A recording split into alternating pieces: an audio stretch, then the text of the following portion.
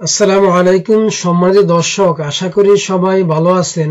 দেশে এবং প্রবাসে যে যেখান থেকে দেখছেন সকলের সুস্বাস্থ্য কামনা করে আজকের পর্বটি শুরু করছি। আমাদের প্রত্যেক করদাতাদের 30 নভেম্বরের মধ্যে আয়কর রিটার্ন দাখিল করার বাধ্যবাধকতা রয়েছে। যাদের আয় আছে এবং যাদের আয় নাই কিন্তু তাদের টিআইএন সার্টিফিকেট আছে, তাদের প্রত্যেককে অবশ্যই আয়কর রিটার্ন দাখিল করতে হবে। যেহেতু আপনাকে আয়কর রিটার্ন দাখিল করতেই হবে, তাই আপনাকে একটু কৌশলী হতে হবে, কারণ শুধুমাত্র কৌশলী হলেই আমাদের করার বোঝা কমাতে পারবো না, বরং আমরা যে কোনো সমস্যা থেকে মুক্ত থাকতে পারবো। নতুন করদাতাদের উদ্দেশ্যে করে বলছি, ভয় পাওয়ার কোনো কারণ নেই। আপনাদের জন্য প্রথম কৌশল হচ্ছে, প্রথমে আপনার আয়ের খাত বের করুন। আপনি যদি চাকরিজীবী হন তাহলে যে কোম্পানিতে চাকরি করেন সেখান থেকে আপনি আপনার স্যালারির বিবরণী বা একটি স্যালারি সার্টিফিকেট সংগ্রহ করবেন।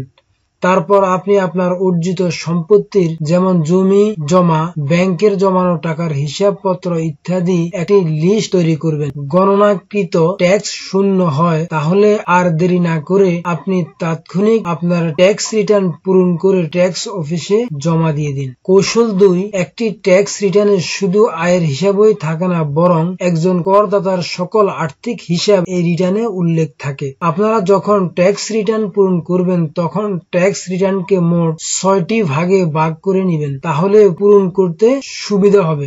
1. আয়ের হিসাব। কোন কোন খাত থেকে আয় হচ্ছে, যেমন বেতন খাত, এফডিআর এর খাত, করমুক্ত আয়, যারা ফ্রিল্যান্সিং করেন কিংবা যারা রেমিটেন্স যোদ্ধা বিদেশ থেকে অর্থ আয় করে পাঠান।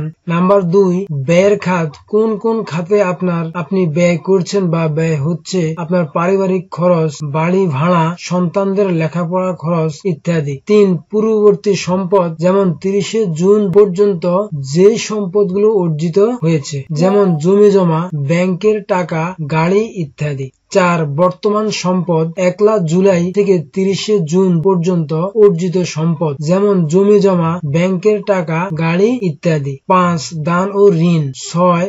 বিনিয়োগ, সরকার নির্ধারিত বিনিয়োগের খাত, যেমন সঞ্চয়পত্র, জীবন বীমার প্রিমিয়াম ইত্যাদি। মোট কথা, একটি ট্যাক্স রিটার্নের সকল তথ্য আপনি অবশ্যই উল্লেখ করার চেষ্টা করবেন। 3 নম্বর কৌশল, ট্যাক্স রিটার্ন পূরণের সময় আমাদের বড় ভাই কিংবা আত্মীয় স্বজন, অফিসের কলিগ, বন্ধু বান্ধব, আমরা সবাই একজন আরেকজনের রিটার্ন দেখে অনেক সময় বুঝে না বুঝে পূরণ করে থাকি। আপনি হয়তোবা আপনার অফিসের কলিগ বা আপনার কোনো আত্মীয় বা বন্ধুদের সাথে ও যেভাবে রিটার্ন পূরণ করছে, আপনি একইভাবে ও তার বিনিয়োগের ঘরে লিখেছে প্রাইস বন্ড 3 লাখ, আপনিও লিখেছেন 3 লাখ। আপনার আত্মীয় লিখেছেন তার সারা জীবনের সঞ্চয় দিয়েছেন 25 লাখ, আপনিও দিয়েছেন 25 লাখ।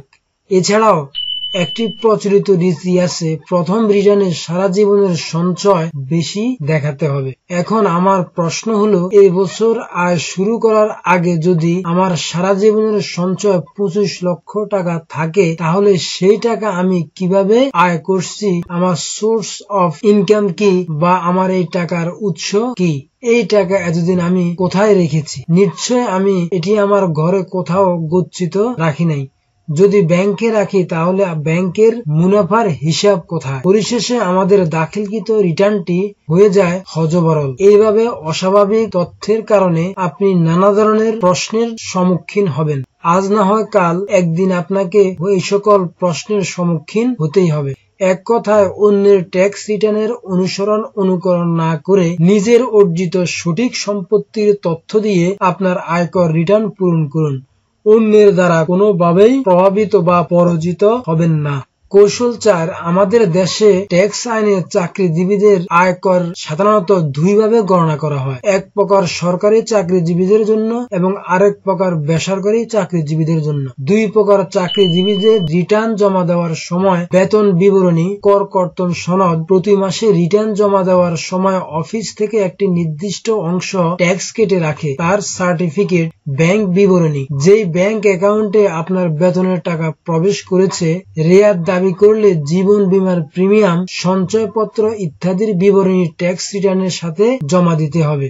এছাড়াও আলাদা একটি কাগজে আপনার আয়ের ট্যাক্স গণনা করে নিবেন। এবার আসি 5 নাম্বার কৌশলে। আপনার বাড়ি থাকলে দয়া করে সঠিক বাড়ি ভাড়া প্রদর্শন করুন। বাসা ভাড়া যদি মাসিক 25,000 টাকার উপরে হয়, সেক্ষেত্রে শুধু বাড়ি ভাড়ার জন্য আলাদা ব্যাংক অ্যাকাউন্ট রাখুন এবং বছর শেষে ব্যাংক বিবরণী, ব্যাংক স্টেটমেন্ট জমা করুন। ভাড়াটিয়ার সাথে ভাড়ার ক্ষেত্রে চুক্তিনামা তৈরি করুন। ভাড়ার চুক্তিতে উল্লেখিত টাকা ব্যাংক অ্যাকাউন্টে রাখুন। ভাড়াটিয়াকে ভাড়া বাবদ রসিদ প্রদান করুন। ভাড়ার অগ্রিম অ্যাডভান্স টাকা ব্যাংকিং চ্যানেলের মাধ্যমে গ্রহণ করুন। আপনার বাসা যদি খালি থাকে, বাসা ভাড়া না হয়, সেই তথ্যটি আয়কর রিটার্নে উল্লেখ করুন। এছাড়াও বাসা যদি বাণিজ্যিক হয় তাহলে ভাড়ার 30% এবং আবাসিক হলে ভাড়ার 25% মেরামত বাবদ বাদ দিতে পারবেন। পাশাপাশি পৌর কর পরিশোধ করুন। ট্যাক্সের ক্ষেত্রে সুবিধা পাবেন। যদি লোন নিয়ে বাড়ি করে থাকেন তাহলে প্রতি বছর লোন পরিশোধের বিবরণী ব্যাংক থেকে ব্যাংক স্টেটমেন্টে ইন্টারেস্ট অ্যামাউন্ট ও প্রিন্সিপাল অ্যামাউন্ট আলাদা করে নেবেন, সাথে জমা দিবেন এবং একই সাথে সমগ্র তথ্যাদি একত্রিত করে আলাদা কাগজে হিসাব করে নেবেন। 6 নম্বর কৌশলে আসি। সঞ্চয়পত্রের সুদের ট্যাক্স আলাদা গণনা করতে হবে। এই সুদের উপর পুনরায় কোনো ট্যাক্স দিতে হবে না। সঞ্চয়পত্রের ট্যাক্স দেওয়ার সময় সঞ্চয়পত্রের সার্টিফিকেট, মুনাফা ট্যাক্স কর্তন আলাদা করা থাকবে। যেই ব্যাংক বা পোস্ট অফিস থেকে আপনি সঞ্চয়পত্র ক্রয় করেছেন সেখান থেকে সঞ্চয়পত্রের সার্টিফিকেট সংগ্রহ করতে হবে, অবশ্যই জমা দিতে হবে এবং একই সাথে সঞ্চয়পত্রের টাকা ব্যাংকের যে অ্যাকাউন্টে প্রবেশ করে সেই অ্যাকাউন্টের হিসাব বিবরণী বা ব্যাংক স্টেটমেন্ট আপনাকে জমা দিতে হবে। এখন জানবো 7 নম্বর কৌশল সম্পর্কে। যারা ব্যবসা করেন কিংবা যাদের ট্রেড লাইসেন্স আছে তাদের রিটার্ন জমা দেওয়া অবশ্যই বাধ্যতামূলক। রিটার্ন জমা না দিলে ট্রেড লাইসেন্স নতুন করে নবায়ন করতে পারবেন না। তাই ব্যবসা লাভ হোক আর লোকসান হোক, রিটার্ন অবশ্যই আপনাকে জমা দিতে হবে। রিটার্ন জমা দেওয়ার ক্ষেত্রে ব্যবসায়ীদের ব্যাংক অ্যাকাউন্টের প্রতি খেয়াল রাখতে হবে, কারণ আপনি যে আয় ব্যয়ের হিসাব, ইনকাম স্টেটমেন্ট দেখাচ্ছেন তা যেন ব্যাংক অ্যাকাউন্টের সাথে সামঞ্জস্যপূর্ণ হয়। ব্যবসায়ীরা ট্যাক্স রিটার্নের সাথে অবশ্যই একটি ইনকাম স্টেটমেন্ট ও ব্যালেন্স শিট তৈরি করে দিবেন এবং ট্রেড লাইসেন্সের কপি ও ট্রেড লাইসেন্সের ফি ও ট্যাক্স উৎস কর যে চ্যানেলের মাধ্যমে জমা দিয়েছেন তার একটি কপি রিটার্নের সাথে জমা দিবেন। 8 নম্বর কৌশলে, ধরুন আপনি 15 বছর যাবৎ ট্যাক্স রিটার্ন দাখিল করেন এবং সবাইকে গর্ব করে বলেন আমি 15 বছর ধরে আয়কর রিটার্ন জমা দেই। যখন আপনাকে জিজ্ঞাসা করা হলো আপনি কত টাকা ট্যাক্স দেন, আপনি গলার স্বর নরম করে বললেন 0 ট্যাক্স। আপনাকে যখন আবার প্রশ্ন করা হলো আপনার ধানমন্ডিতে 5 তলা বাড়ি, দামি গাড়ি, এগুলো কি ট্যাক্স রিটার্নে আপনি দেখিয়েছেন? আপনার চূড়ালো উত্তর, এগুলো দেখানোর দরকার কি? আমি কি অবৈধ পয়সা দিয়ে বাড়ি করছি বা গাড়ি কিনছি নাকি? 15 বছর ট্যাক্স রিটার্ন দিতেছি, কেউ কোনোদিন কিছু বলে নাই, আর এখন কে ধরবে? আপনার অবগতির জন্য জানানো যাচ্ছে যে প্রতি বছর সম্পত্তি গোপন করার জন্য অসংখ্য মামলা মোকদ্দমা হচ্ছে। যাদের বিরুদ্ধে মামলা হচ্ছে নিশ্চয়ই তারা সবাইকে বলবে না যে আমার বিরুদ্ধে মামলা হয়েছে। বিপদ কাউকে বলে আসে না, যখন আসবে ভালোভাবে আসবে, তখন আর পথ খুঁজে পাবেন না। ঠিক একইভাবে আপনার কষ্ট অর্জিত সম্পত্তি গোপন করার জন্য আপনাকেই বিপদে পড়তে হবে। তাই আপনার জন্য 2টি পথ খোলা। একটি হচ্ছে আইন অনুযায়ী ট্যাক্স পরিশোধ করে সব সম্পত্তি বৈধ করে শান্তিতে ঘুমানো। 2, বিপদের জন্য অপেক্ষা করা, অর্থাৎ ট্যাক্স অফিস গুপ্তধনের সন্ধান করে নোটিশ দিবে, তার জন্য প্রতিদিন আপনি অপেক্ষা করতে থাকুন। তাই আপনার জন্য পরামর্শ হলো প্রিভেনশন ইজ বেটার দ্যান কিউর। এখন জানবো 9 নাম্বার কৌশল সম্পর্কে। টাকা আমার হলেও ট্যাক্স আইন অনুযায়ী আমি যাকে খুশি যেভাবে খুশি দিতে পারবো না এবং ট্যাক্স আইন অনুসরণ করেই আমাকে যাকে খুশি তাকে দিতে হবে। দিলেও ট্যাক্স আইন অনুযায়ী অবশ্যই হতে হবে এবং ট্যাক্স ল মেনটেন করে আপনাকে সকল লেনদেন করতে হবে। আইন অনুযায়ী দান করা যাবে পিতা মাতা ও সন্তান, স্বামী ও স্ত্রীকে। দান যদি 5 লক্ষ টাকার বেশি হয় তাহলে অবশ্যই আপনি ব্যাংকের মাধ্যমে, অর্থাৎ একজনের ব্যাংক থেকে আরেকজনের ব্যাংকে টাকা ট্রান্সফার হবে। ঠিক একইভাবে আমি যদি ঋণ নেই এবং তা যদি 5 লক্ষ টাকার বেশি হয় তাহলে অবশ্যই ব্যাংকিং চ্যানেলের উপস্থিতি থাকা আবশ্যক।